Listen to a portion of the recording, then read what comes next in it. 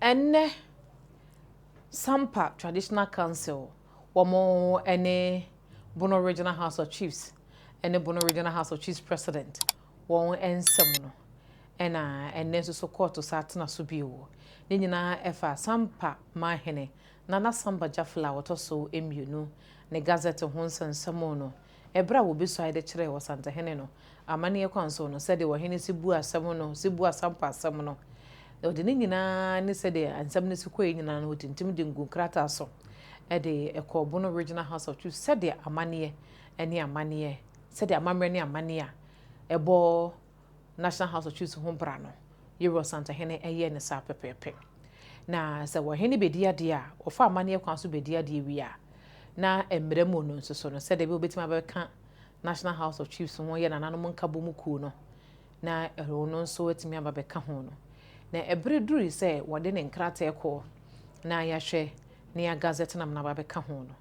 esan se nananom bi omo bono no susu se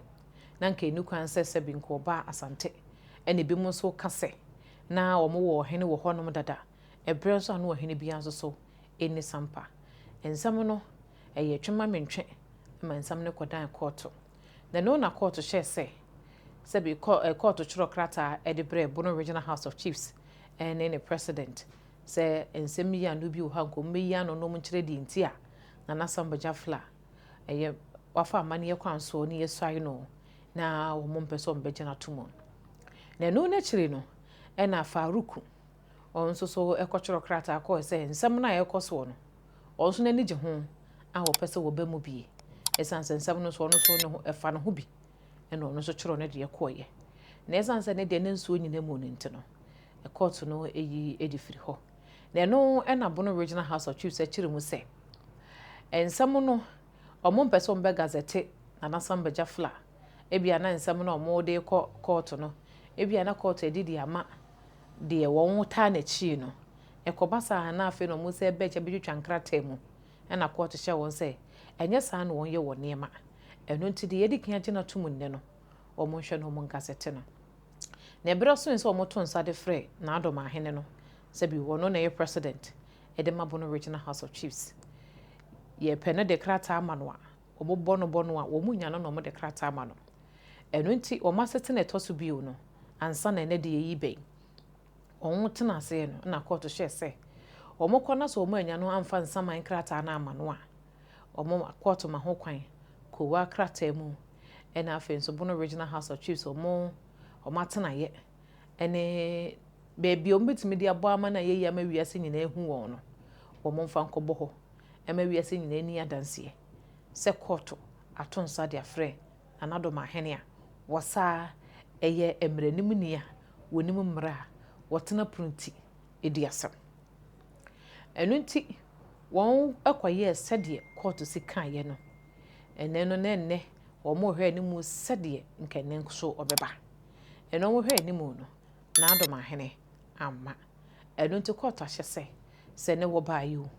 wa mo otwede mpo Nyankopon nananom yi atoma ejoda a edi ye ni mu omonje Nana Samba Jafla ne nkrata ebedi adanse se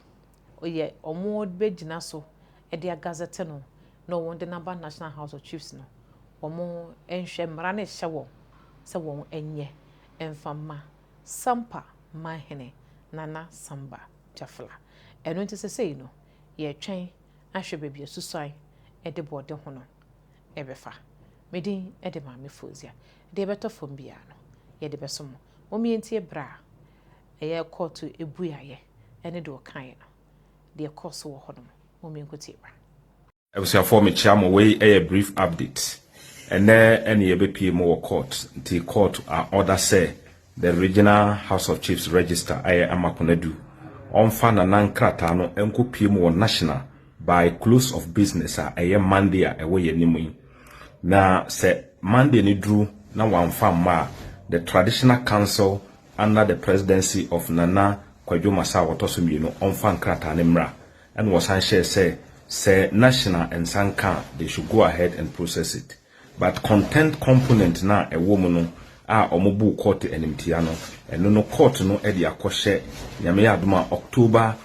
17th ne